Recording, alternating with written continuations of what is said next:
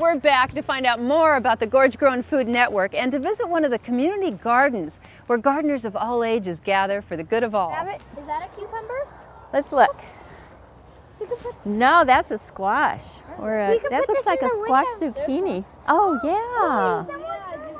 Nice. Did someone throw? Oh, they sure did. They threw a ripe one out. Now, if they come off easily, then they're ready to pick, and if they don't, then just leave them on to ripen a little bit more. Not everyone has the room or the right growing requirements in their yard for a garden.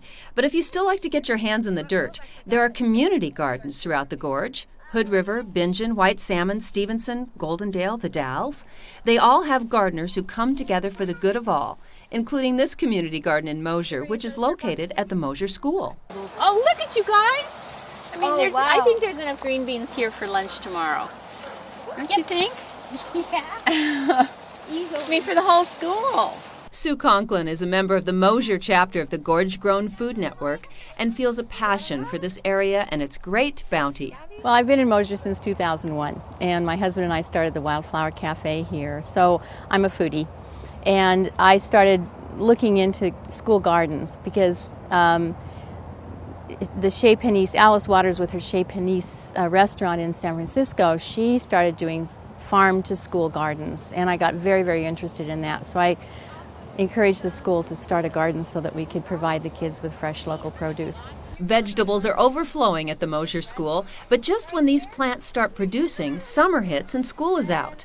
That's where the community gardeners come in. They take care of the weeding and watering all summer. So we started meeting down here every Tuesday night and Saturday morning, and we weeded, we planted, we took care of what the kids had planted, we watered, and we took care of it. And now we've helped it come along as a beautiful garden for them. Look at these, look at, I just found 6 more.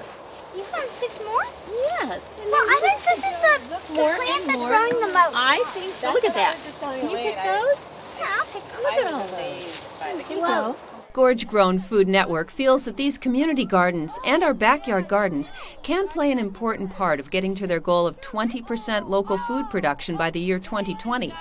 And as Sue has learned, community gardening keeps them all fed on many levels. When we come down at 9 o'clock in the morning on Saturday morning, there are like 5 or 6 people down here, and you're there with each other, and you're talking and you're chatting and you're talking about what your plans can be for the future for the garden, and ideas come out of you as you garden, and it's a wonderfully social, it's just a socially significant event each time you get together in the garden. Gorge Grown Food Network appreciates the social aspect of community gardening, since these plots provide a place where gardening stories can be swapped and information exchanged to make everyone's garden efforts more successful.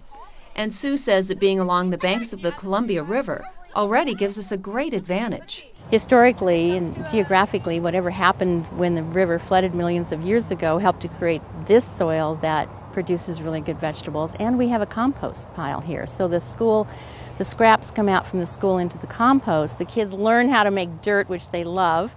They can see the red wiggler worms doing their work, learn about worm castings, and I think our group has scheduled a compost turning day in October. Something's working right in this community garden, and proof of that is sitting in the school's kitchen. It took 2 people to move this squash inside, or maybe it's a pumpkin. No one knows for sure. That's the kind of adventure you can share when you have a garden. When they're purple, like this. Look at all these. When they look like this, and they don't have anything like inside. they're rotten. You know, to me, this is a classroom. So when I come in here, I'm thinking you can teach the kids science, math, geography, geometry, history. You can teach them nutrition and health. You can teach them there's no subject you can't teach children in a garden, and I hope that eventually we can get a curriculum going so that we're working towards that curriculum that the kids are learning from and just complete the whole cycle. I've got 20. Here's 20 right here. I got 39. I got 38. There's 70. How much do you got? 20. If you'd like some more information about the Gorge Grown Food Network, you can pick up this free publication at many of the farmers markets. It's called Who's Your Farmer? Your free guide to eating locally in the Gorge. You can also find much of the same information online at gorgegrown.com. There's maps to your local farmers, there's calendar of events, there's volunteer opportunities, and hopefully it will all help us achieve 20% by 2020. For CGN7, I'm Elaine Busby.